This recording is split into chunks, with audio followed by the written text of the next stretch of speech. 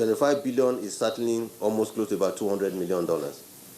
Today, if you relate 25 billion at 360, you can see that it is substantially even lower than $75 million. So what we're trying to say is that the capitalization has weakened quite substantially, and there is a need for us to say it is time to recapitalize Nigerian banks again. President Muhammadu Buhari joined other African leaders in Niamey, Niger Republic, to launch a continental free trade zone that, if successful, will unite 1.3 billion people, create $3.4 trillion economic bloc, and usher in a new era of development. After 4 years of talk, an agreement to form a 55-nation trade bloc was reached in March, paving the way for this African Union summit in Niger, where attendees will unveil which nation will host the trade zone's headquarters, when trading will start, and discuss how exactly it will work. It is hoped that the African Continental Free Trade Area, AfCFTA, the largest since the creation of the World Trade Organization in 1994, will help unlock Africa's economic potential by boosting intra-regional trade, strengthening supply chains, and spreading expertise. Last week, the stock market depreciated on the last day of trading. As we speak, this week's proceedings are about to open on the floor of the Nigerian stock market. As always, NTA Business News will bring you daily outcomes subsequently. That's business news at this time. See you again soon.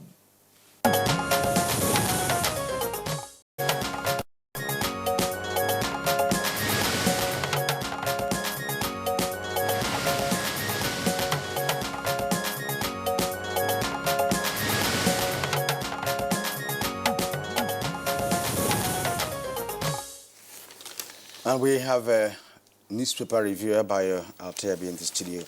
By good morning and welcome. Good morning. How did you enjoy the Super Eagles one? Good morning, Kinsley. Very good to see you. Well, they won the match actually, but some of us still expected more good display of football. Technically, they were very sound, to be able to come back, to beat Cameroon, which is a very strong side. I give it to them. Yes. Really, many Nigerians were sitting earlier the edge of their seat up to the last minute. Exactly. The match was engaging and interesting, and the Super Eagles say they will take every match as a final. So that's very encouraging to hear. I wish them the best. And another team that actually takes every match as final is Madagascar. It's a debutant, that are creating waves, Yes. And wave. yeah, and some of the reports we heard about them is that some of them, most of them, are playing in second division leagues across the globe, in America, in Europe, and what have you. So they're not playing like a debutant, from what we can see. And they have set a continental record. Exactly. They have. Well, it was a very interesting weekend, certainly of soccer action. Nigeria sent out the cup holders. That's Cameroon, 3-2. Though, as you said, it was a cliffhanger victory for the Super Eagles. I mean, Nigeria and Cameroon, we've always been rivals, yes. And it's so interesting now that Nigeria overcame the Cameroonian challenge. But perhaps also just as spectacular, and some would say, if not more so, South Africa sent the hosts, Egypt, out of the tournament. 1-0. Seven-time champion. And South Africa is not doing badly, Yes. in this Our competition. next opponent will determine whether they are doing badly or Oh, when no. next to meet But what was admirable was the technical quality of the matches we watched at the weekend. Yes. You saw, Mo Salah of Egypt, Trezeguet of Egypt. There seemed to be nothing, for them to offer, against the South Africans. And they were clinical, they were clinical. But I'm not so sure of the Madagascans, perhaps because it was 1 around 20 minutes, by But they played the excellent penalties. second period of the extra time, you could see that they were already exhausted, mentally exhausted. Don't forget the climate, the atmosphere for which they were Exactly. playing. But- So much so that they have to take the penalty kicks were excellent. That's right. I agree. Excellent penalty kicks. I You know, agree. that tells you that look, these guys have been in the business for a while. Yeah, that's right. They played their spot kicks, you know, and then of course when the goals are against you, they welcome your penalties over the bar. Okay, let's. We All have right. about 5 newspapers to review this morning. Let's see how quickly we can be able to accommodate all that. I have Blueprint here. With me, Blueprint newspaper. Just besides the Blueprint newspaper name print. We have government borrows 1 trillion naira yearly to fund SMEs, sales rep is on page 20. And below the nameplates, yes, we have Ruga. Land Use Act could be repealed. SMBLF raises fears. With a rider coalition, cautions on Hanese and Northern youths is on page 20 as well. Assault, that's the kicker. NCWS rejects Abo's apology, demands UN intervention. Now, Lagos pastor arrested for raping, impregnating 15-year-old. The story is on page 32. And the lead story on the Blueprint newspaper this morning. Nigeria targets $150 billion US from 22 non-oil products with 3 riders to create 500,000 jobs. Trade must be free, fair, says Buhari. UN pledges support. And now, below the photo story here, how flood kills mobile police officer in Zamfara. It's on page 16. We will revalidate biometrics of candidates over last 10 years, says JAMB. It's on page 8. Nigeria can't survive another civil war. Only Shoyinka won. It's on page 6. NYSC denounces Islamization claim, says report writers' imagination. It's on page 9. NILDS partner, London's Varsity College on Africa Energy Transition. That's on page 5 of the Blueprint newspaper. Let's also take a look at the Daily Sun newspaper. The Daily Sun has some of the stories Karen already read from the Blueprint, but we'll take them and see how they have featured them on their front page. And here appears beside the nameplate of Daily Sun. Nigeria targets $30 billion as Buhari signs Africa Free Trade Pact. That's on page 5. And lead story, rumbles over Ruga with a number of riders. Southern Middle Belt leaders allege plot to repeal and amend Land Use Act. Niger Delta militants and Ohanese youth warn over implementation ultimatum. And Arewa Forum demands schemes reintroduction. Details of the story can be found on pages 5, 39, and 44 of the Daily Sun. And there's a photograph there on the front page of the Daily Sun newspaper showing Professor Wole Soyinka and several others at the laying of a wreath to mark the 21st anniversary of the passing of Chief MKO Abiola. That took place in Ikeja yesterday. Amongst those there, of course, is Rear Admiral Ndubisi Kanu, who was at some point military governor of Lagos State. Atiku and PDP call witnesses today against Buhari. That's on pages 6 and 7. Lawyers to seek probe of Abiola's death at ICC. That stands for International Criminal Court. How we can overcome his death. That's attributed to Professor Soyinka. And NAF fighter jets bomb Boko Haram and ISWAP camps in Borno. Details on page 6. Kirian. All right, we have to buy it now. Yes, well, disciples of June 12 gathered at the graveside of Chief Mashood Kashima Olawale Abiola to mark the 21st anniversary of his death. And they laid wreath and also paid tribute to him. They said the occasion was to celebrate the unity of our nation because Chief MKO Abiola's election in 1993 stood out as a united election that united the whole of the country. Meanwhile, Nigeria, that has been awaited, has at last signed the African Free Trade Agreement. President Muhammadu Buhari put pen to paper at Niamey yesterday, and when he signed, the president did so at the 12th Extraordinary Summit of the AU, particularly for the the face of the continental free trade. He emphasized that free trade must also be fair trade. He has stressed that African leaders should focus on developing African economies, creating jobs for the young, dynamic young population. He called for the buy-in specifically of the private sector, civil society group, and all public, of the public generally. Ghana is now to benefit as the host of the Secretariat for the African Continental Free Trade Agreement. Benin Republic also signed yesterday as the 54th nation. So far, it is only Eritrea that is left to sign. There are 55 countries, and it is estimated that the population for which this free trade will take care of is about 1.2 billion people. It has been described as the largest trade pact in the whole world. The 22nd instrument of ratification, which led to the agreement, was signed in April of 2019. President declined attending the last summit in Kigali, and his reason at that time was that he wanted to consult widely before Nigeria could join. And he also raised the alarm that we didn't want to start a free trade movement, a trade association with our continental brothers that will become an outlet for importing goods from other continents. So Africa is set, and the vision is for one of integrating for prosperity and a peaceful Africa. Meanwhile, our nation is reveling in the joy of the Super Eagles surmounting Cameroon 3-2, but South Africa also succeeded in beating host Egypt 1-0. In fact, the stadium was packed full, and the cheering spectators of Egypt went silent when the single goal came in, and by the time the match was over, half of the stadium was almost empty. But this will now rekindle the rivalry between Bafana Bafana and the Super Eagles. Nigeria is the 3 times winner. They beat the defending champion.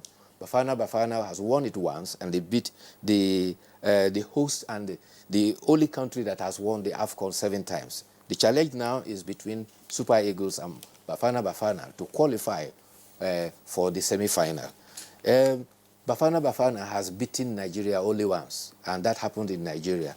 But most often than not, the Super Eagles taunt the Bafana Bafana, saying that the only time they won the Cup of Nations was when Nigeria did not participate. So there's always been critical rivalry between Bafana Bafana and Super Eagles. And Super Eagles. Nigeria, of course. Nigeria boycotted the 1996 Cup of Nations, on account of differences between the then General Sani Abacha and Nelson Mandela over occurrences in the Niger Delta, in particular the execution of Ken Saro-Wiwa and others. Otherwise, perhaps South Africa might still have been struggling now for their first title of the Cup of Nations. Let's see what happens when they meet at the quarterfinal stage, because it's a very crucial stage as far as this competition is concerned. The fact must be stated. All the nations of Africa are playing fine, beautiful football. Exactly. There are no minions on the continent any longer. And South Africa... Look at Benin Republic. Benin is in the quarterfinals. Yeah, South Africa exhibited some level of dexterity while playing Egypt. And that goal came barely 10 minutes to go. That was why they were really subdued. Yes. And they made Mo Salah and Trezeguet virtually useless. Exactly.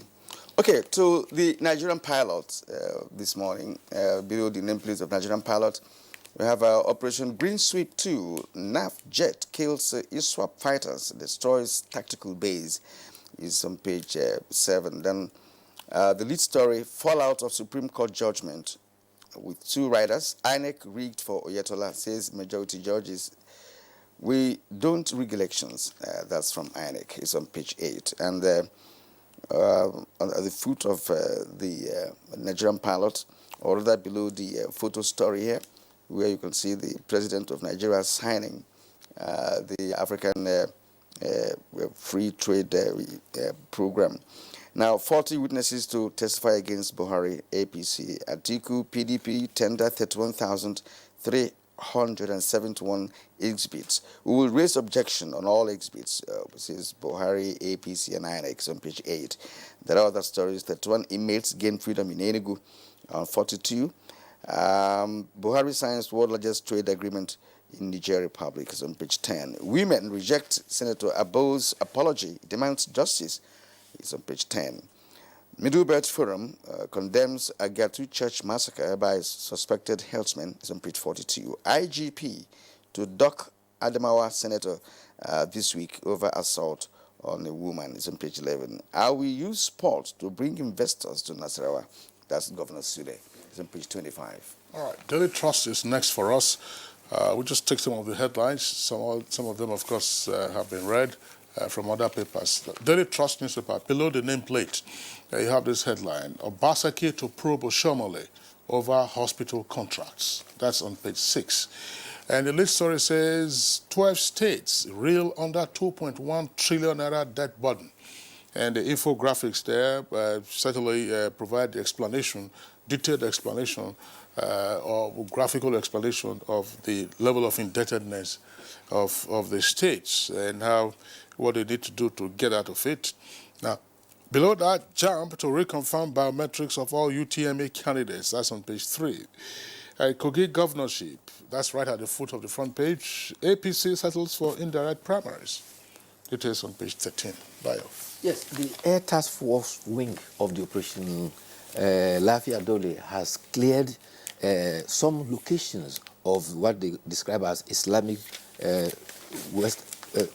ISWAP, Islamic State of West African terrorist group. There has been some confusion because they described the location as Bakassi.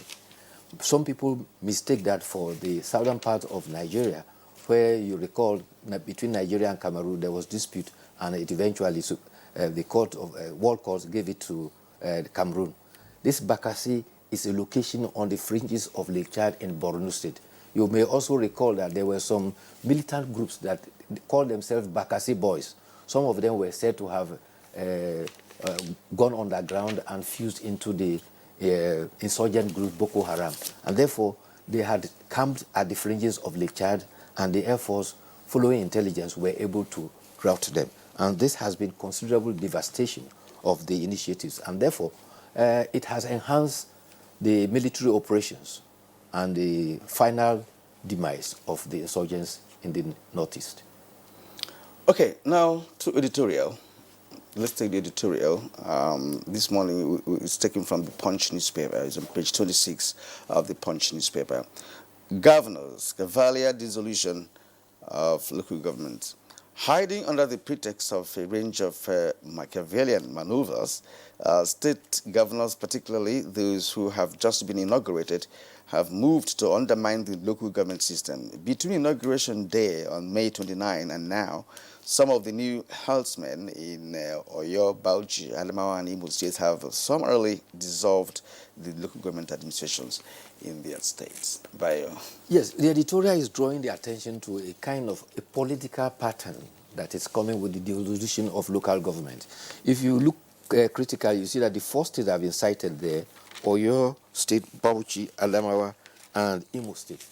Just for 5 months back, they were APC states, and now they are all PDP states. And if you go back, during the term of Governor Kayode Fayemi 2010, when he also took over, the same thing happened. In his own case, the Supreme Court even gave a ruling that it was executive recklessness.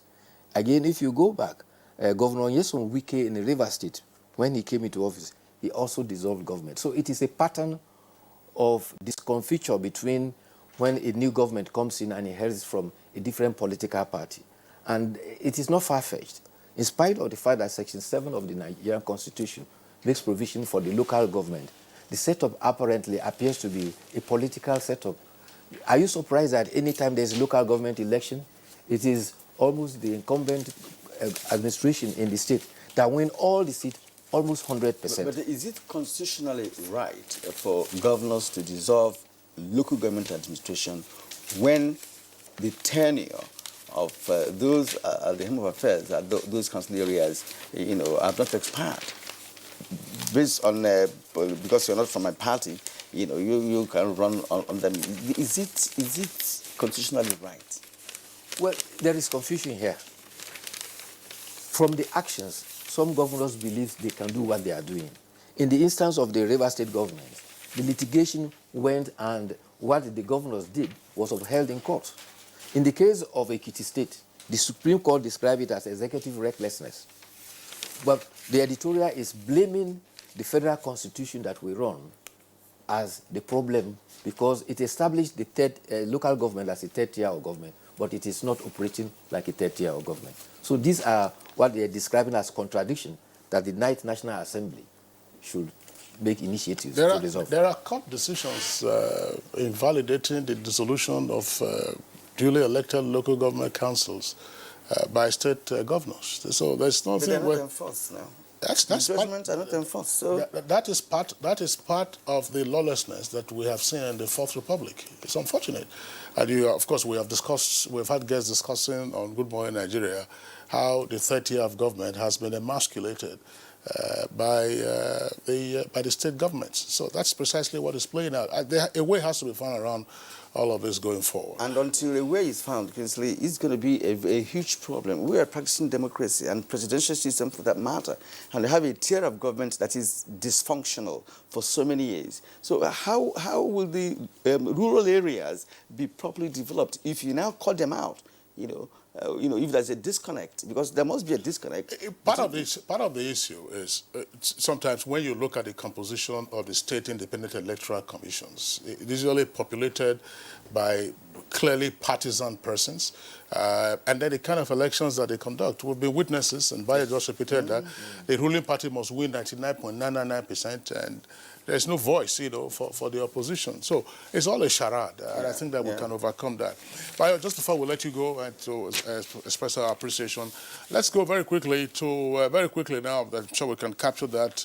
Page 24 is sign language that we normally get from time to time. This is taken from Daily Trust newspaper. It says, and this is a photograph of a sign somewhere in Lincolnshire in England. Raspberries, new potatoes, homegrown. Bayo, well, you have to groan to eat those potatoes and raspberries. Rhythmatically, he has communicated. All right, homegrown, that's supposed to be a W actually. That's to grow it at home. Bayo, thanks a lot for being around. See you tomorrow. Okay, it's Good Morning Nigeria on the network service of the NTA. We'll take a short break now. When we return, we'll be discussing the implications of the African Continental Free Trade Area Agreement and other matters arising.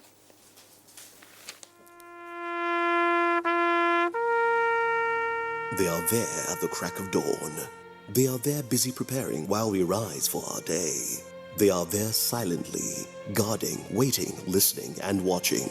They are there ready in the sky above and the waters below, in the blistering heat of the day, in the dead of night, willing, indefatigable, determined in the defense of the sovereignty of our country. They are our first line of defense and our last. They who have paid the ultimate price in defending us. They are fathers and uncles. They are mothers and sisters and girlfriends and boyfriends. They are brothers and cousins and best friends and neighbors. They are classmates, colleagues, and citizens of this nation. They are our defenders and deserve our respect, our prayers, our thoughts. Nigeria, please support our armed forces. Corruption not in my country. Titi! This girl. I sure say she dey read. Read for waiting. The exam wey she wan write now. You mean say you no register her for special center? Which one be special center? You got arrange am. She go pass one time. That one na cheating now. Everybody dey do am. My son, we don dey look for maths for the past 3 years. I go do everything I fit do. Hey, Mama Chike, stop. No be everything na be the right thing. Imagine say doctor wey wan treat your pikin now. Na that your special wuru-wuru center. Now you take pass all the medical examination. You go let am touch your pikin? God forbid. Little drops of wuru-wuru. They create mighty ocean of corruption. Make you go teach your pikin, make you dey study hard. Say dignity, dey for hard work. No nonsense special wuru-wuru center for Chike. Special center. Cancel. Uniting my country. Our country is filled with people with different skills. And like the game football, we all have a position to play. Some are in charge of protection. They keep the line safe from attackers. They are the defenders. To win, we must come together as one team. We must play as Nigeria united. In Nigeria, there is one sound we need to silence.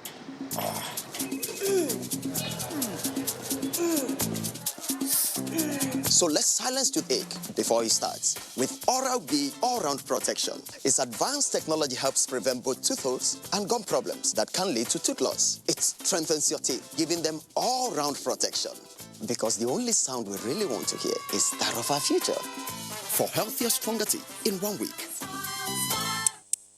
Are you aware that your perfect family may be under threat by germs? Germs can cause infectious diseases like diarrhea, typhoid, and flu. These infectious diseases are amongst the biggest killers of adults and children. In Nigeria, tens of thousands of children under the age of 5 have died due to diarrhea caused by germs, which could easily have been prevented. These illness-causing germs are everywhere. Dirty surfaces, on cuts and wounds, on your clothes, in unclean bathing water. To protect your family from germs, use the power of Dettol's 1 capful. For surface cleaning, for first aid, for your laundry, in your bathing water, and to protect your family from up to 100 illness-causing germs. Be Dettol sure.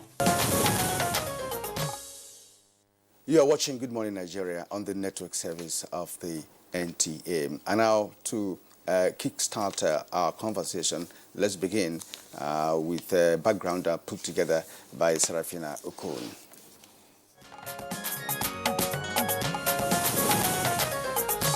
In 2012, the continent's heads of states and governments resolved to establish African Continental Free Trade Agreement, AfCFTA Treaty, to create a single continental market for goods and services in member nations of the African Union, thereby promoting free movement of businesses, persons, and investments using a single currency. Years after the first meeting, specifically on June 2015, at the African Union Summit in South Africa, consultations and negotiations for establishing the treaty commenced with all 55 African Union states by 2017, which was deadline for the treaty to be adopted. Many member nations requested for more time to continue consultations on the potential impacts of their economies, meaning that the deadline must be exceeded on account of this request. President Muhammadu Buhari said Nigeria will only be signatory to the Continental Free Trade Agreement if the nation's national interest as well as regional and international obligations are balanced. Nigeria saying it was delaying its signature to the agreement to widen and deepen domestic consultations to ensure all concerns were addressed. However, President Muhammadu Buhari signed the document at the ongoing African Union Summit in Niamey, Niger Republic. Nigeria is not a lone signatory, as the Republic of Benin joined the next level administration in signing the documents, making it 54 African countries to append their signatures. Questions begging for answers are: how much will the treaty impact on government's revenue and social welfare? What should be done to ensure optimum outcome?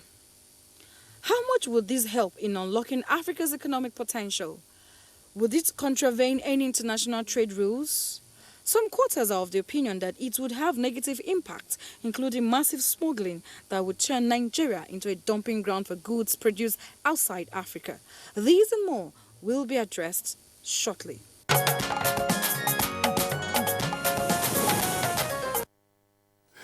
All right, we have guests with us in the studios here in Abuja, as well as at our Lagos Network Center. And our correspondent is also on standby in Niamey. That's the capital of Niger Republic. First, let's welcome the guests who are right here with us in the studios, beginning with the regulars. Ken Ukoha, who's a lawyer and president, National Association of Nigerian Traders. Ken Ukoha, pleasure to have you with us on Good Morning Nigeria. Of course, he was a member of the presidential committee that reviewed the free trade agreement before Nigeria's accession. Ken Ukoha, again, delighted to have you with us on the program. Thank you very much. Also here with us in the studios is Professor Jonathan Aremu. Professor Aremu is a professor of international economic relations at Covenant University in Ota, Ogun State. Professor Aremu, thank you for being with us. Thank you. Okay. Kieran? Yeah, yes, we have here in the studio Mansour Ahmed. Mansour Ahmed is the president of the Manufacturers Association of Nigeria. We're glad to have you this morning. Thank you for having me. And in our Lagos studio is Moda Yusuf, Director General of the Lagos Chamber of Commerce and Industry. Good morning and welcome to Good Morning Nigeria. Thank you very much and good morning Nigeria. Okay, gentlemen, thank you. As we indicated a moment ago, our correspondent is in Niger Republic, that's Niamey, where the meeting of the heads of state took place, perhaps still taking place. Our correspondent is Makut Simon Mancham. You can see him there on the right side of the split screen. Makut, give us a sense of the mood at the extraordinary session of the AU with regard to what has been regarded as the big deal of Nigeria acceding to the agreement. Okay, good morning, Kingsley and Kieran. Indeed, it was a landmark moment for Africa and Nigeria because much awaited was the signature of Nigeria to this agreement. Everyone knows that Nigeria is the largest economy on the and of course, it has all the parameters of a market that would drive such an agreement. So everyone was waiting for this signature. As at yesterday, virtually all the countries had signed in except Eritrea, as you mentioned earlier. They have not signed in, but the Eritrean president at the closing of the session indicated that they are willing to sign, but just a few details. He was inviting the AU to send experts to his country to do some last-minute checks. But the meeting essentially was to conclude this phase of the agreement. You have mentioned earlier that it entered into force when 22 countries signed in. So yesterday, Nigeria signed in and others that were ratified made the numbers to reach to 54. So some have signed in like Nigeria, but they have not ratified. As at yesterday, about 20 ratified. Those countries, among others, include Egypt, Ethiopia, Gambia, Ghana, and so many others. Nigeria is in the list of countries that have not ratified but have signed in. Algeria, Cameroon, Angola, and many others are in that category. So it was such a big moment for Africa. From all the people that were represented there, from the UN Secretary General, represented by the Deputy Amina Mohammed, to the World Trade Organization, the Afro-Exim Bank, and so many others. It was a big moment. Everybody sounded optimistic that indeed this was the time for Africa to decide how it trades with itself and how it deals with the rest of the world. Currently, as you may know, the Africa is known for raw materials, much very less known about manufacturing. No value addition, no processing, and of course, this has caused a lot of loss of jobs. So, and in that summit was very crucial for the continent, and everyone who spoke at that summit, including the AU chairman, President Al-Sisi of Egypt, sounded very optimistic. All right, Makut, thank you for your opening remarks. But let me take you to some specifics. What are the thematic contents of in the instrument of agreement that actually were considered by the nations that signed that agreement? You rightly put it that Africa is a continent where manufacturing is at the back seat, and that a situation where everybody is optimistic that this is going to work. Are they thinking of the implementation possibilities of this agreement? Well, thank you, Kirian. The summit itself, the 12th Extraordinary Summit, was a kind of launching of the operational phase of this agreement after, because in considering some of the concerns you're raising, 5 instruments were actually unveiled. 5 instruments were launched, and those include the African Trade Observatory Dashboard, the online non-tariff barrier monitoring, reporting and elimination portal, the Pan-African Payments and Settlement System, the after password protected online negotiation portal, and of course the agreed rules of origin and appendix to the rules of origin. Now, all these are to move to the next phase of this agreement. How do their economies, while at the same time ensuring that they remove barriers that will eliminate that will eliminate constraints to trading with one another. How do countries encourage production of goods in one country or the other? And as the case may be, if a Nigerian is buying goods from South Africa in euro or dollars, does he have to pay in the Chinese yuan? So the process now is fine-tuning how these nitty-gritty issues will be dealt with.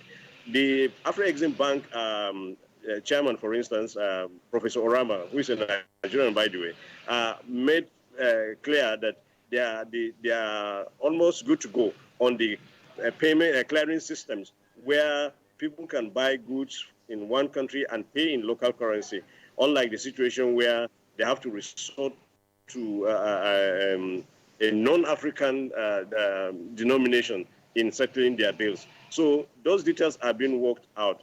And during one press briefing by the Commissioner for Economic Affairs, we raised these concerns as to whether or not this whole thing will amount to importation of goods and just recycling and cycling them all around Africa.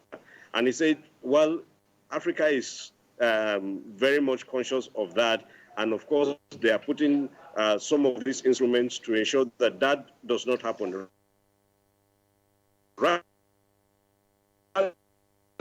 what they expect to see is that Makut, you are breaking. I hope that the line clears up when we return to you subsequently. But thanks a lot already for the trove of information and situation report that you have given to us from Niamey, the capital of Nigeria Republic. Makut Simon Mancham, thank you very much. We'll come back to you later on in the course of the conversation. Let's now return to our guests here with us in the Abuja studios, as well as Muda Yusuf, one of our regulars, who is the DG of the Lagos Chamber of Commerce and Industry, and is in our Lagos Victoria Land studios. Gentlemen, beginning first with Ken Okoha. Ken, I recall, the views that you expressed the first time we took on this subject with Nigeria's trade negotiator, who was also part of the conversation on that occasion. And then the subsequent Nigerian government policy statement that, look, we needed to take a step back, to review the agreement, have a proper understanding of it before moving ahead. Now, in the months that have passed, from your perspective and from your participation in all the transactions in terms of reviewing the agreement in proper detail, do we now have a clearer understanding of it? And if so, what, in your opinion, will be the highlights? Thank you very much, Kingsley, and thank you, Nigerians. Let me start by commending NTA for helping to bring us to where we are today on this particular agreement. Perhaps were it not for NTA and that program of that day, President Buhari would have gone ahead because it was just 2 days to the signing in Kigali. And President Buhari would have perhaps gone ahead to sign that agreement without people knowing exactly what the contents are, what exactly we are heading into, what the challenges are, and then how we can be able to surmount all of these challenges. And we would have perhaps, with a closed kind of eyes, signed that agreement. But then today, we can say with all our heads high that Nigeria stands to be the first, and I stand to be corrected, and the only country in Africa that is going into the agreement with eyes open. It is not opaque. And I think, by the way, it's important to lay this background, that this present administration has really shown a beautiful level of listening ears. First, this is the first administration that has gone into such agreement with qualitative and quantitative analysis. This is the first administration in Nigeria that has gone into signing agreements with careful, insistence on empirical process, insistence on analytical procedure, insistence on, what I call evidence-based approach, and today, a consultative mechanism brought in. And if you look at all of this, we see a lot of people who have been banging on the government of this, country, say, go and sign. But none of them has also looked at the implications and the potentials that we have. Now, going to your question directly. Just yesterday, the big masquerade came up to the show. And of course, in Niamey, everybody knew when Nigeria was signing. It was a world event. It took a global, kind of show. And that's exactly how it's supposed to be. Number two is that we are now clear on where we are heading to. Of course, it is clear to us that in the first place, AfCFTA has a lot of potentials for Nigeria. And I want to tell you that there is no country in Africa, out of the 54, 55 countries of Africa, where you don't see Nigerian traders buying and selling. And therefore, if there is any country that should benefit in the AfCFTA, it should be Nigerians. But I have a little challenge there. The challenge is that in whatever they are selling or whatever they're buying, 96% of whatever they are doing there is imported from the Asias, from the Americas, from the Europe. Leaving only 4% brought in from Nigeria. And this 4% has 2.5% agro-produce, 2% given to manufactured products, and the remaining 0.5%, garments and others, like cigarettes and all of that. Now, if you look at this, it also goes to tell you that we have been doing business intra-regionally. 95%, and I know where I'm working towards, some statistics, so that it will be clearer where we're heading to. 95% of Nigeria's export, as we have today, is based on minerals, crude oil, and liquefied natural gas, leaving the rest of 5%, to other commodities. Now, what is the state and what is the future of manufacturing, industrialization, and what is the future of job creation, employment? What is the future of wealth creation? And of course, all of us know in this country how many jobs that the oil sector, the crude oil sector, has created? Almost zero. So this is the first challenge. Ken, I'm not really cutting you short, but I want you to redirect, your answer to, of course, match with some of the issues you have personally raised. We said that, well, the government has passed through analytical procedures, consultative mechanisms, and what have you. And he came up with statistics of the trading pattern of Nigerians in the other African nations who are ordinarily, selling what we manufactured elsewhere.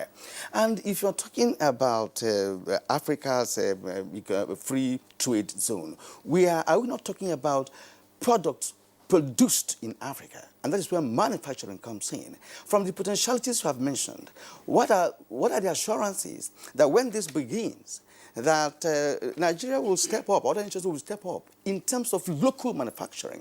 Because if that is not done, all these potentialities we're talking about may not be realized. What's your thought? Now, the reason why I am reeling out these figures is for you to understand some of those concerns that we were raising, and they are now very clear with the analysis, the approach that we took. It is clear to everybody that, look, it is not just a tea party. There are pros and cons. There are costs and benefits. And I started from the benefits, yes, potentials, yes, but in the midst thereof, there are a lot of challenges, hurdles that we need to also pass. Now, where I was heading to is that although we have signed, yes, but there are still some concerns. And those concerns are very legitimate. Legitimate in the sense that, look, take for instance, the CBN has been helping in fashioning a way. And by the way, we just came out from recession. And there are sectors that helped us. Go back. Sectors that helped us to come out of recession. One of them critically is the manufacturing sector. And why was it so? The reason was that this administration blocked imports. Presented some policies that, we have to come back to alternatives, local alternatives. Blocked imports, and look, you remember the 41 items. Yeah, they were not blocked. They denied them. Denied them. Of course, whether we are like, is that they were blocked. Okay, so they denied them. But here we are.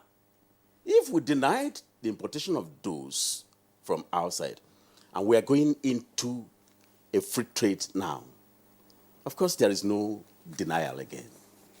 The challenge will now be the CBN was raising funds to assist the manufacturing sector. This recent one is the textile sector. And you have the Anchor Borrower Scheme.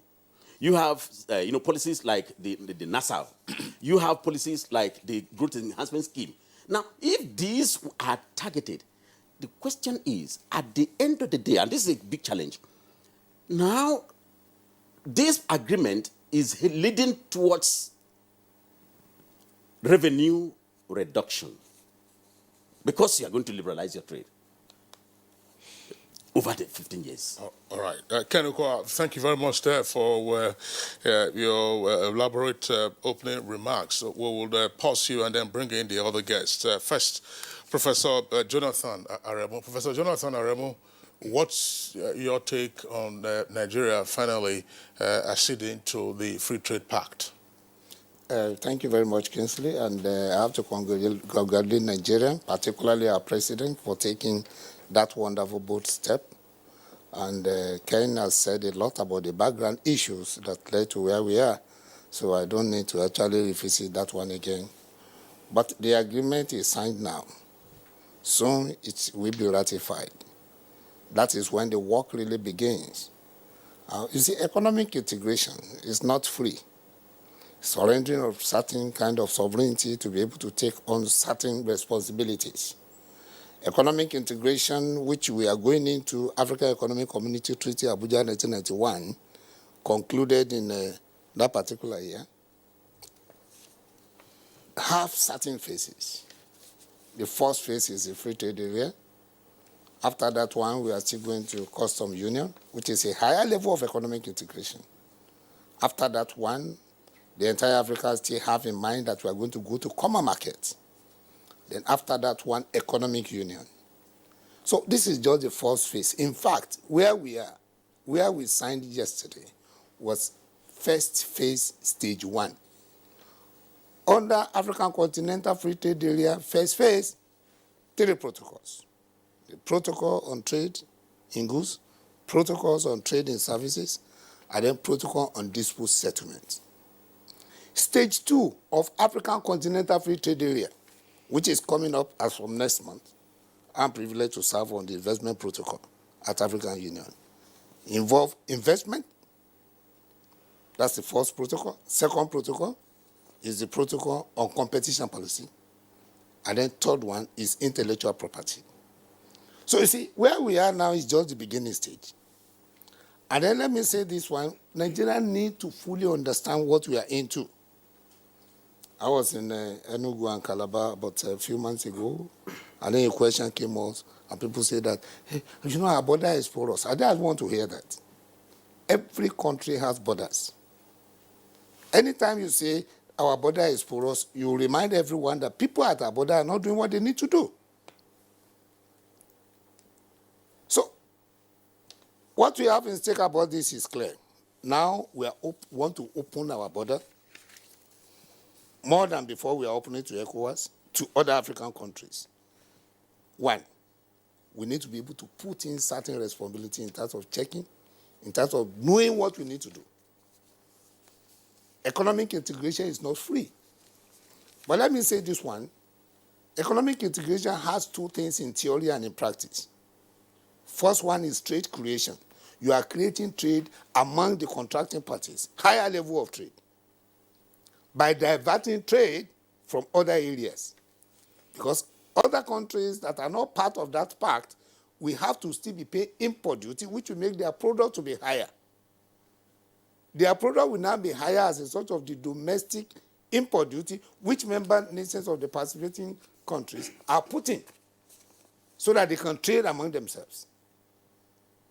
So, let me say this one again, just to be able to support and in one way add to what Ken said.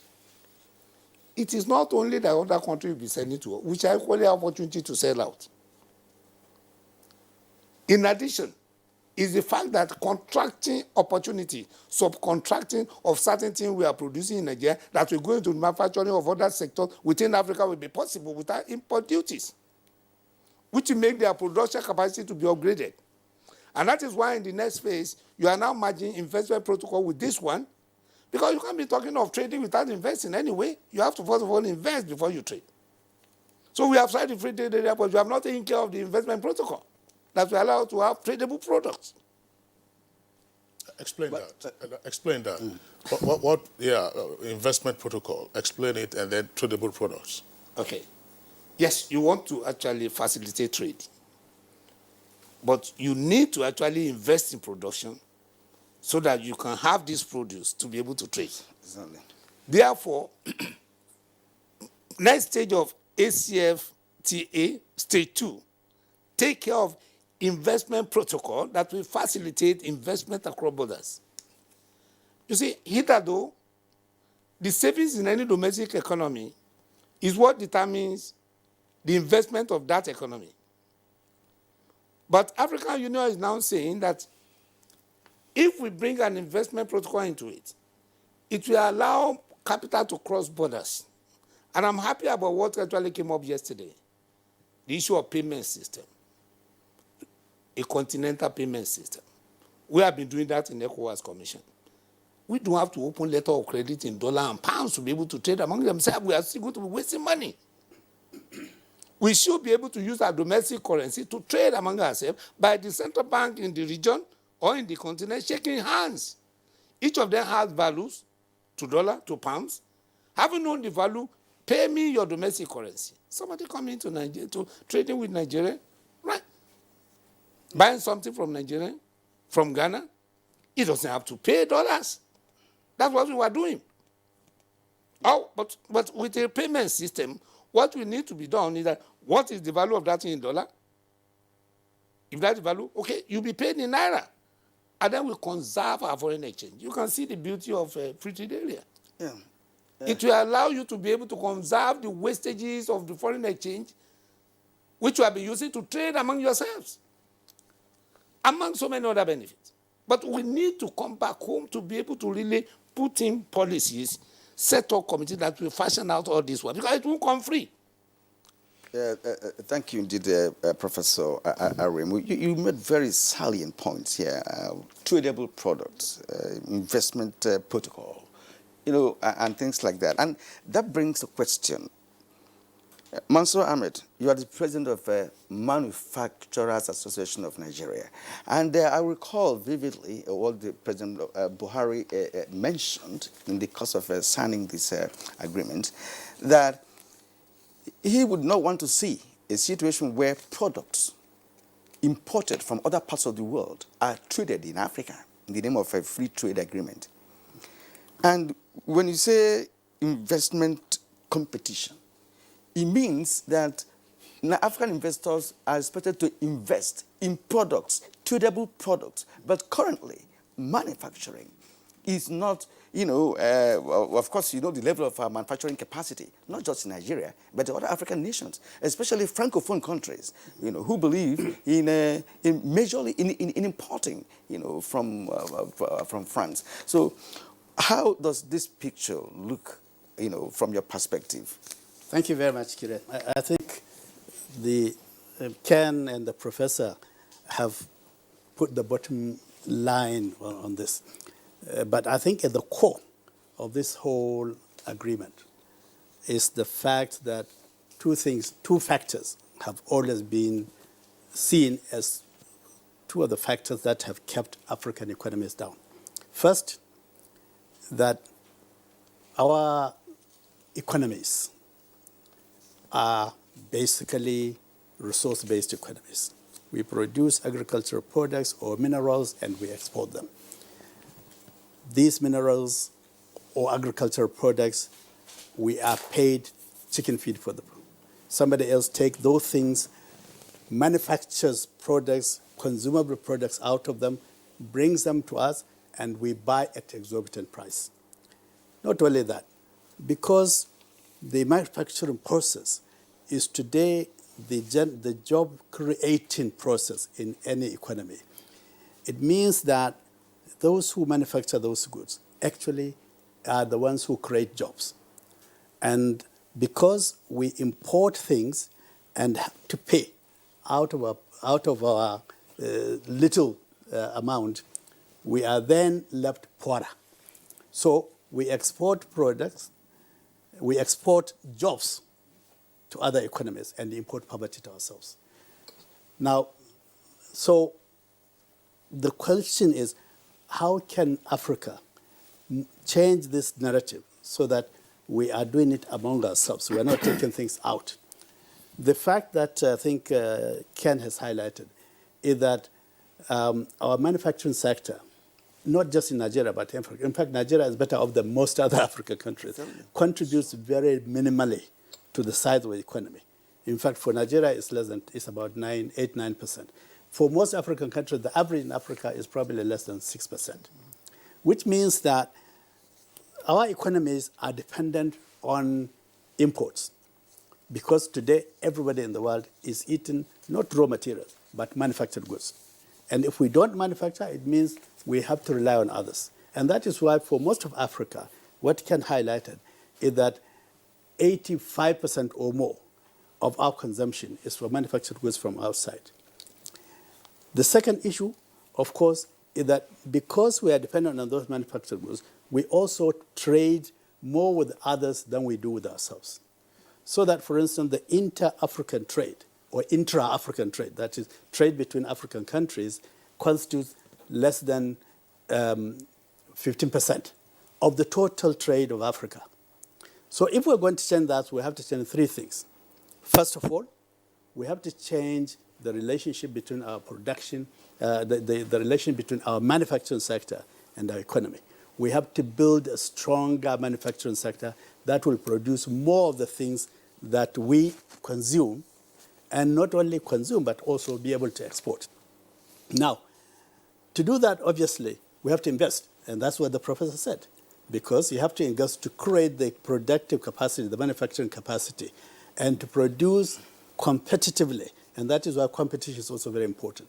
Because if I produce coffee, or if you like chocolate, at a price which the Swiss can, which is 10 times what the Swiss can do, people will still prefer to consume the Swiss product. So we have to, therefore, to create a competitive environment that enables our manufacturing companies to actually be able to compete with others, including the import. Secondly, we have to be able to organize our productive capacity in Africa in such a way that we can link up the strengths and weaknesses of various countries. For instance, Cote d'Ivoire produces a lot of cocoa, right? In fact, it's the largest cocoa producer in the world. Cote d'Ivoire exports most of its cocoa, raw cocoa, to places like Switzerland and Europe, and imports chocolate. And Cote d'Ivoire earns less than 5% of the total value of the chocolate trade in the world. So the Swiss get 95%. Now, here's Egypt. Egypt also produces chocolates. But Egypt produces chocolate not from Cote d'Ivoire cocoa, but from Swiss cocoa paste. So they import cocoa paste from Switzerland, make chocolate, and then try to sell chocolate to ourselves. So one of the things we have to do is to re-engineer our relationship so that Cote d'Ivoire can export cocoa paste, or at least can cause cocoa to Egypt. That will make cocoa paste, and then so you see that we now internalize the relationship between production and consumption in the continent. So that's what all this is about. And as Professor said, building this trade capacity requires a lot of other initiatives and arrangements that will make it feasible and make it competitive. That is why the AfCFTA is actually what they call a framework agreement, which means this is an overarching agreement which allows you to now identify the core things that we need to do with each other in order to create a tradable environment. So there are there are protocols. There are basically 6 core areas. First, trading in goods, which is highlighted. Trading in services. Then, of course, in order to trade properly, you have to have rules for the trade. So rules and dispute settlement procedure. Those are the first 3. Those are the ones that are now under phase 1 of the AfCFTA, which has been signed, which is now being negotiated, which I think negotiation will be completed about the end of this month. Then we go to phase 2. In order to produce, as he said, you have to invest. Therefore, you have to create investment mechanisms, and you have to agree on how do you promote this investment between one country and another within Africa. I belong to the manufacturing sector, and I know a number of manufacturing establishments in Nigeria that are now actually investing in other countries. The Dangote Cement, for instance, is now investing in about 14 African countries. If you talk to Aliko Dangote, you will hear the difficulties he has to cross in order to be able to invest in Cameroon, in Zambia, in Ethiopia, or in Senegal. So those things have to now be worked out and regularized, and we have to set up standards and systems for doing this that will make it possible. Then, of course, the last one I will talk about, but then we'll come back, is that apart from investment, you also have to have these payment systems. So the rules around investment and around competition have to be also negotiated and agreed. So over the next several years, all these things will have to be negotiated so that we have a working market. And I think this is why the private sector, and that includes Ken's outfit and mine, the manufacturing sector, when in March 2018, other countries were signing, we said to the government, please, before you sign, let's make sure we understand what we're signing. And I think that's why Buhari put it. And that was why we must really commend Buhari for saying, yes, if my people are saying they don't know what I'm signing, then I will not go to sign. And what did he do? He then set up this committee, which is supposed to assess the readiness of Nigeria, the readiness of the Nigerian economy to enter this trading pattern.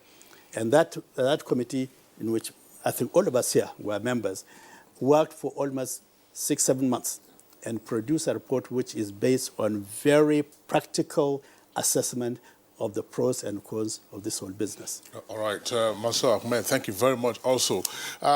Muda Yusuf, of course, you've been soaking up all that has been said by the other guests, including our correspondents, and of course you've also at some point expressed your views on the Free Trade Pact. Now that Nigeria is in the agreement, awaiting ratification through a constitutional process, which is through the National Assembly, what are your immediate thoughts?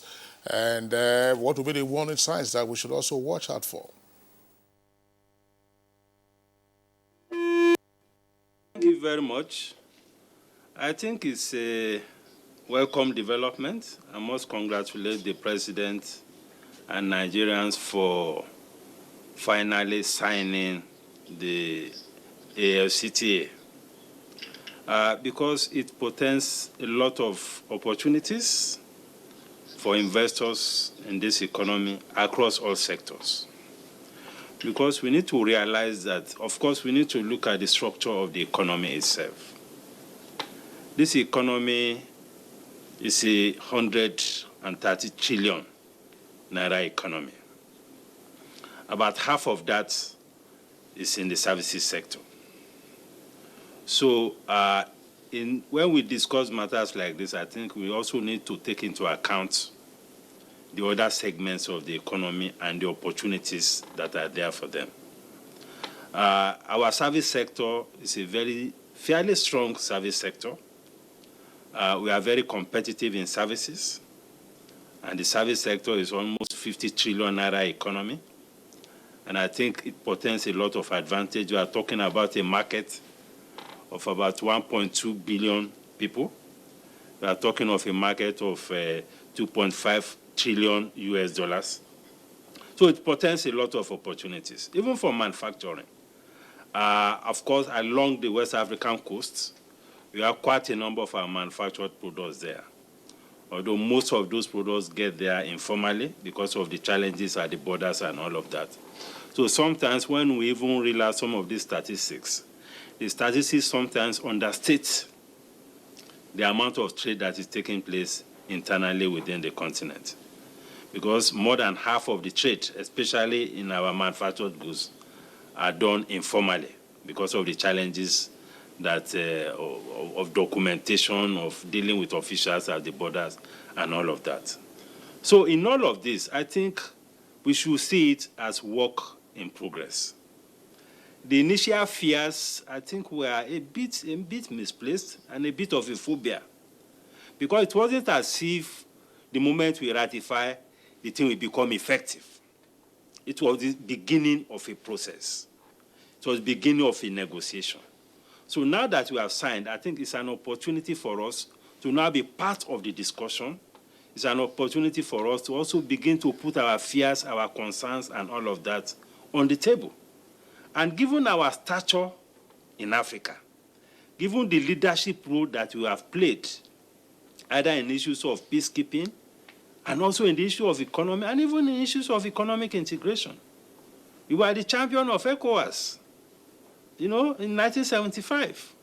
Of course, we have challenges with ECOWAS. And I believe that if we can live with the challenges of ECOWAS up till this point, the challenges of AfCFTA should not be something that we cannot live with. So we are now in it. We have opportunities to discuss all the issues, put our concerns on the table, identify what is acceptable, what is not acceptable. So what we have done, I think, is a very good thing. But we also need to also address issues that are internal to us. We have domestic issues that we need to deal with. We have domestic policy issues that we need to deal with. Because when we are entering into a competitive space, we also need to be ready to be part of it in order to get the right kind of value from the process. We need to deal a lot with our trade policy, for instance, to see what kind of intermediate products we need to bring in to ensure that we get our manufacturing sector and other sectors of the economy to be more competitive within this continental space. We need to deal with our monetary policy to ensure that both our foreign exchange policy and our interest rate policy also support the drive for competitiveness. No, we need to also deal with our investment policy to ensure that we position our industry and we focus on industrialization in a way that we stress our competitive and comparative advantage. All these strategies are very important domestically, so that we don't blame all the issues on the external factors. And externally, we have to also prevail on all the players, all the institutions within the continent to ensure that the rules of the game are observed, particularly the rules of origin. Because even within ECOWAS, we have that challenge. We have the ETLS, which is the ECOWAS liberalization scheme. You have instances where products will come from other countries. They go to the neighboring countries. They are labeled as being produced in those countries. So that is a very big fear, and these are some of the concerns that the manufacturers have expressed. So we need to get our institutions to work. We need to also ensure that our borders are not as porous and not as loose as it currently is. So we need to strengthen institutions to make sure that all of these things work for us. So I think it's a good thing that we are there. So we need to address domestic issues, domestic policy issues to ensure competitiveness. We need to address external issues that require the cooperation of other countries who are part of this process. Mr. Moda Yusuf, thank you very much there for the points that you have raised. Now, in terms of national response to the emerging issues on the accession to the agreement, I just wanted to find out with your experience, and I'll also ask the question of the other guests who are here with us in the studios. Does the National Assembly have a good grasp of some of these trade issues and trade policy matters so as to know how to follow up either in terms of their resolutions, in terms of appropriate domestic legislation that will help fortify Nigeria's position while getting into this competitive continental arena? Well, we need to engage. Even at the level of executive, I'm not sure that we have very good grasp of the policy dimension, domestic policy dimensions of these issues. So it's not just at the level of National Assembly. We need to get proper understanding of the right kind of domestic policy framework that can support the success of this agreement. So at the level of the executive, there has to be engagement. At the level of the legislature, there has to be engagement. And at the level of all the stakeholders, there has to be proper engagement. Because right now, there are a lot of gaps in our policies. The understanding of policymakers as to the issues of competitiveness of the investment environment is still not sufficiently at the level that it should be. If you are talking about issues of tax, the whole emphasis of the tax authorities is about revenue. And there's a point to which you drive investors that you create competitiveness problem for investors because you are trying to chase revenue. We have the same issues with the regulatory authorities. Many of the regulatory agencies, there is so much emphasis also on revenue. These things impact on the competitiveness of investment, including manufacturing. The same thing with the customs. The essence of the whole thing about customs is also about meeting revenue targets. So these understandings are very key. And again, on our monetary policy, the central bank is doing a lot now to bring down interest rates and all of that. That is commendable. That will help the issue of competitiveness. Then our trade policy, there are some inputs into manufacturing and into investment that are still being imported. Such inputs, we have to identify them, bring down those tariffs so that our industries can be more competitive. Then we need to deal with infrastructure issues. Right now, we are not yet on top of the solution to our infrastructure problem. Those things are also key. So at both the level of the executive, at the level of the legislature, there has to be engagement and there has to be proper understanding of the right kind of policy measures to take to ensure that we deal with all of these issues. All right. Thank you very much indeed. Gentlemen, after over 30 minutes of conversation on this very matter, it is very clear that whatever agreement that may have been signed, this is just the beginning of a process that will take time. Because from his explanation, it does seem that we have to go back to the basics, in terms of replanning ourselves domestically and others. And that affects also other African nations, because when it comes to the economy of all these African nations, some of them are nothing to write home about. Not to talk about manufacturing, not to talk about, domestic policy dimensions, as he mentioned. Well, I'm going to raise another issue, but that will be after the break. Because I like Ken Ukoha, who is the national president of the Association of Nigerian Traders, to address. But for now, let's take a short break. You are watching Good Morning Nigeria. When we return, we'll be doing, of course, the concluding aspect of our conversation for this morning. One Football Confederation, 24 teams, 6 stadiums, 4 cities, 504 African stars, 1 trophy. The Africa Cup of Nations Egypt 2019 comes alive from June 21 with the showpiece final on July 19, 2019. Watch the 52 matches of the tournament live on Africa's biggest and largest television network, NTA, in partnership with Hotsports. Be part of the biggest soccer fiesta in the African continent as the Super Eagles go on a bold mission to clinch the prestigious title for the 4th time, to the excitement of millions of fans across the length and breadth of Nigeria. For inquiries, please contact Abubakar on 0803-331-0175 and Felix on 0803-308-2375. NTA, you can't beat the rich. Our country is filled with people with different skills. And like the game football, we all have a position to play. And the strikers? They are the go-getters. They break barriers and steal the show. To win, we must come together as one team. We must play as Nigeria United.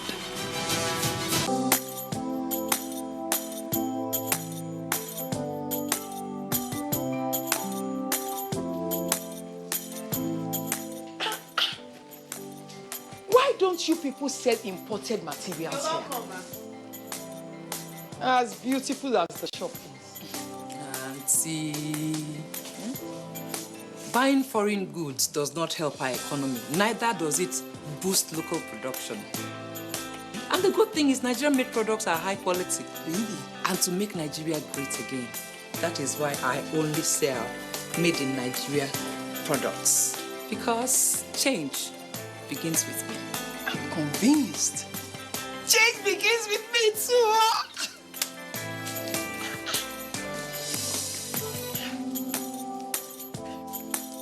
Change begins with me. This message is brought to you by the National Orientation Agency in conjunction with the Federal Ministry of Information and Culture.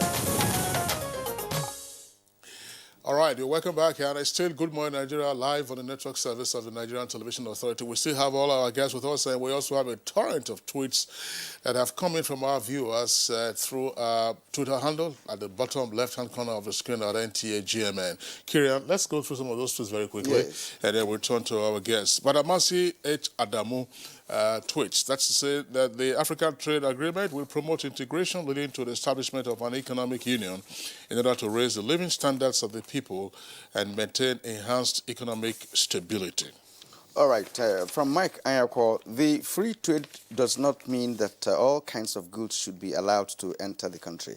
Our borders should not be porous. There must be a deliberate policy by governments to curb dumping of goods for protection of our infant industries. We must energize manufacturing of goods. Now, Titus Monday Knock tweets, African free trade will definitely promote economic and business interests to thrive better between African nations if well coordinated. But I fear that terrorists and negative financial activities might hamper what will unfold. Isiaku Musa says African free continental trade is no doubt a welcome development to the continent, but the African Union AU must evolve mechanisms by which businesses will thrive freely without fear due to the nature and multiplicity of dynamic markets in the continent. Ababola Babs, let's hope that the continent works towards actualizing this plan. Now, Law Alpha C, the proposal and the subsequent adoption is a good step for African economic integration, but I fear the effectiveness of the implementation, which the panel will highlight on. Cecilia Okoroma, I hope the signing of the free trade agreement is not the beginning of free criminality movement into Nigeria. Now, Festus Akimboewa says pressure must also be on our government to develop our infrastructure and try as much as possible to encourage some of our industries not to move to other African countries. Now, Usman Banikanto tweets, I believe that the signing of the trade agreement by member countries was the result of due consultation and inputs from experts. So let's give the agreement the benefit of the doubt and wish for hitch-free implementation. Kyria? All right, Ken Ugoha, President of National Association of Nigerian Traders, are you worried at all about quality of goods in circulation in Africa? Are you also worried about the low level of manufacturing capacity in Africa? Now, what are we going to trade on?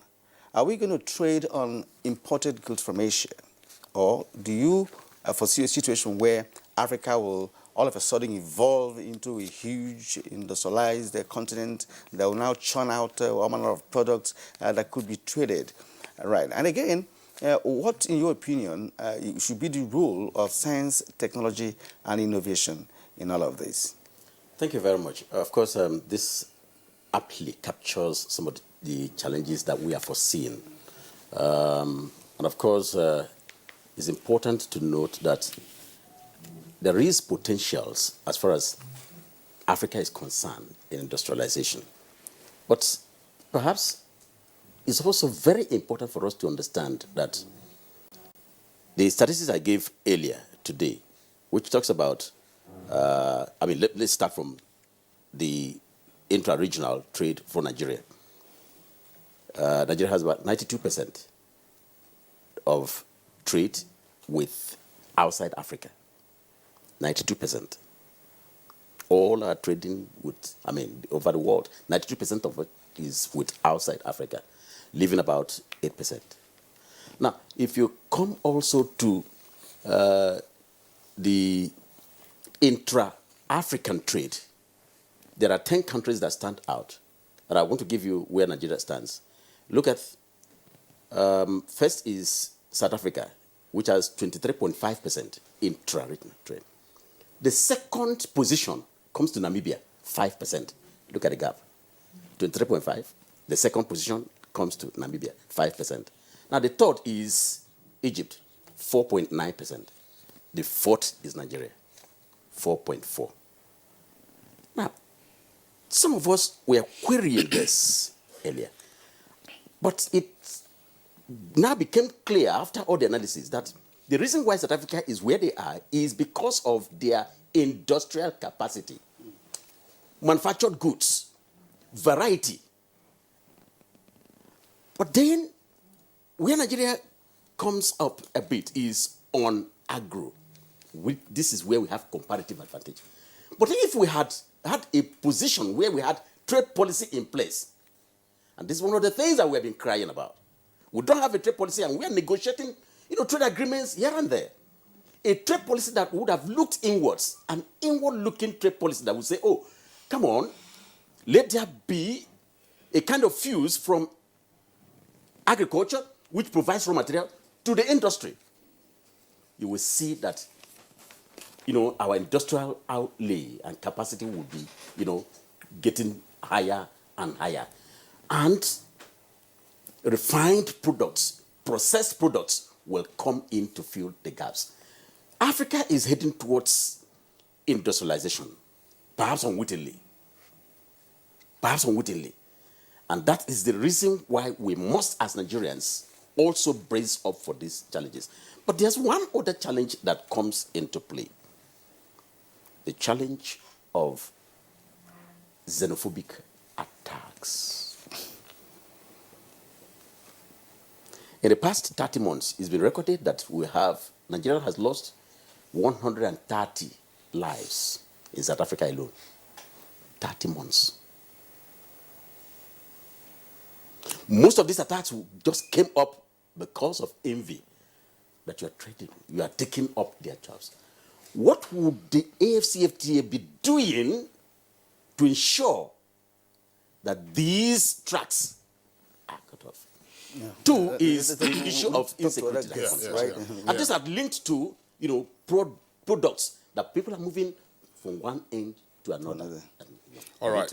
Ken Okoa, thank you very much. Incidentally, it was a topic that we had Abika Dabiri and others discussed with us last week. Kira, I'm not quite sure of the date now, sorry.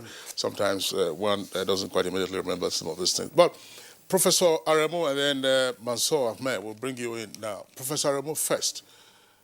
Before the AfCFTA came to the front burner, one common agreement that we were hearing about was the Economic Partnership Agreement that France was pressuring, particularly in ECOWAS region, in particular Nigeria, to sign. And Nigeria restrained itself from signing under President Goodluck Jonathan. What does the EPA mean now that we have the African Continental Free Trade Area? Excellent. That is one leg of the question. Sometimes I like to double barrel my question. Now, in answering that question, also let our viewers know, now that Africa has a free trade agreement that is rolling, are other trade and economic blocs likely to fold their hands and be watching and then be clapping for us? So, what are the bumps or turbulence that Africa as a bloc should watch out for in order to overcome likely frustration from other continental blocs? Thank you very much. I think that first question is very important at this stage.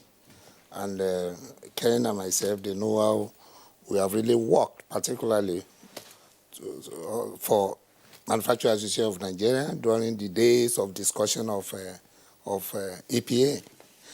You see, the Economic Partnership Agreement, without going into history, we all know that it's a kind of a situation which came up as a sort of the stage the whole world has gone into. WTO was created 1st of January 1995. Therefore, the Lomé IV agreement that gives us preferential trade, that is, I'm talking of African and Caribbean countries, into European market, can no longer hold because it's violating the principles of most favored nation treatment. The way you treat others that are in the group should be the same. Therefore, you cannot be treating the African Caribbean Pacific differently within the same WTO. And that is why European Union came up under the Cotonou Partnership Agreement to say, let us have a new agreement. And inside the Cotonou Partnership Agreement, we now have the EPA, which is Chapter 3. Now, that EPA was crafted by European Union. So it was actually designed by European Union, and then we negotiated with them. You see, when you are having a trade negotiation and somebody drafted this, you are negotiating from a very weak position because you don't know what led to the content of it. And that was why it was not a very good thing that we had to go into that agreement. Two, is the fact that they give a timeline. You have to do this between these. The world is not coming to an end. December 2007 was the time which we must have signed. And they said there is no option B. That was the thing. And that is what made Côte d'Ivoire and Ghana to actually have an interim agreement within the ECOWAS bloc in the EPA. But Nigeria said no, which is a good position for Nigeria, which we supported. Now let me say this. There's a difference between EPA and African Continental Free Trade Area. African Continental Free Trade Area is a homegrown, starting with Legal Plan of Action of 1980-82, concretized in African Economic Treaty of 1991. It was a vision for Africa to move in a continental way that will unify us. And when you go back to 1963, our first Prime Minister, has what we call the Afrocentric foreign policy. That is Africa at the center of our foreign policy. That is what Nigeria may actually be going towards. So it was in that spirit they allowed Nigerians to actually take lead in terms of African continental free trade. Okay. And lastly, is that when we have AfCFTA, we can now conclude it to now go into EPA. Because EPA was to cut us into pieces. But Africans say, no, let us have a continental free trade area. But it's too late now because SADC already got their own EPA. So you prefer the one that will unite us economically? Yeah. Okay, let's get to Monson. In fact, another big difference between EPA and the AfCFTA is simply that EPA wanted to sustain the old world order arrangement. You produce raw materials, we manufacture, we give you products, and we'll give you concessions on what you submit us, and we'll allow you to also export to us some of those things you produce under our control. The AfCFTA is saying, no, we want, first of all, build our trading capacity within ourselves, learn to trade within ourselves so that we can boost both our economies as well as our trading capacities. And then we can trade with you as outsiders. And so, as the professor said, now that we have AfCFTA, once it is operating well, then we can engage outsiders on our own terms as Africans. And it will not be because they have divided us into sectors and they can deal with us differently to create a divide and rule kind of arrangement. Okay, sir. Let's return to Lagos, please, for a moment, because we want to take let's allow him a second take. Moda Yusuf, you have listened to the last comments from our guests here in Abuja, but I want just to add one thing. What about security in all of this? These African nations, most of them have security issues. Nigeria is part of it, and other African nations. How would that be addressed?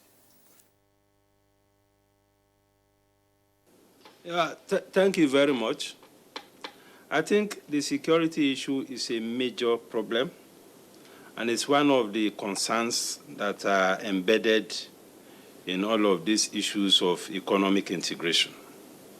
Because as we progress with the integration agenda, we will also be talking about free movement of people and all of that, which to a large extent could pose very serious security challenges, as we're experiencing already in Nigeria and in many parts of Africa. So I expect that as we negotiate the agreements, some of these things will have to be incorporated in the negotiations. In this kind of structure, we don't totally surrender our sovereignty. So individual countries still have responsibility to ensure the security of its own territory. So all this understanding has to be very clear. Because you cannot say that because you want to promote trade, and we have a very loose arrangement where people just come in with any kind of thing and pose security problems for any country. So I think individual countries have a responsibility, and this should be part of the engagement and the discussions in the negotiation.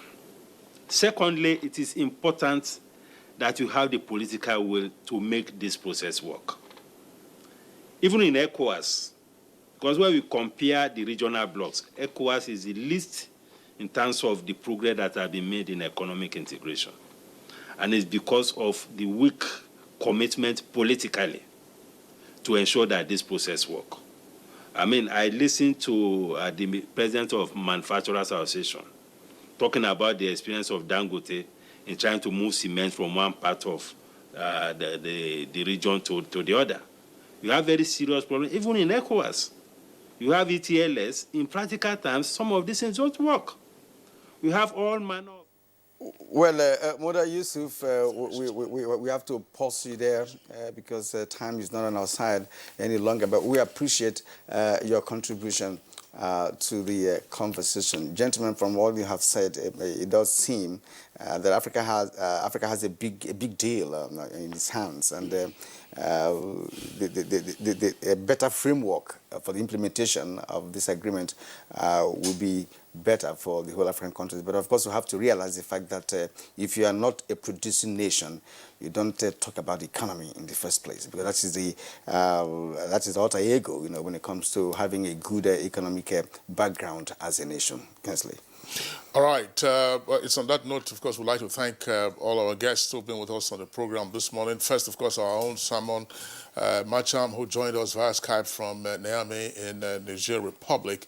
And Muda Yusuf, a while ago, was signed off by Kirian. Muda Yusuf is Director General, Lagos Chamber of Commerce and Industry. With us here in the Abuja studios, our deep thanks to Professor Jonathan Aremu, Professor of International Economic Relations at Covenant University, Ota in Ogun State. Professor Aremu, thanks a lot for being around. Thank you, sir. Appreciation also to Ken Ukoha, President, National Association of Nigerian Traders. Ken, thank you very much. We'll always call on you. But there are matters that have always been arising from this very issue. Thanks a lot for being around. Thank you very much. And our deep appreciation also to Mansour Ahmed, who President of Manufacturers Association of Nigeria. And by the way, he was also in Miami over the weekend in connection with the extraordinary session at which Nigeria acceded to the AfCFTA agreement. All right, so let's go over now to our sports desk.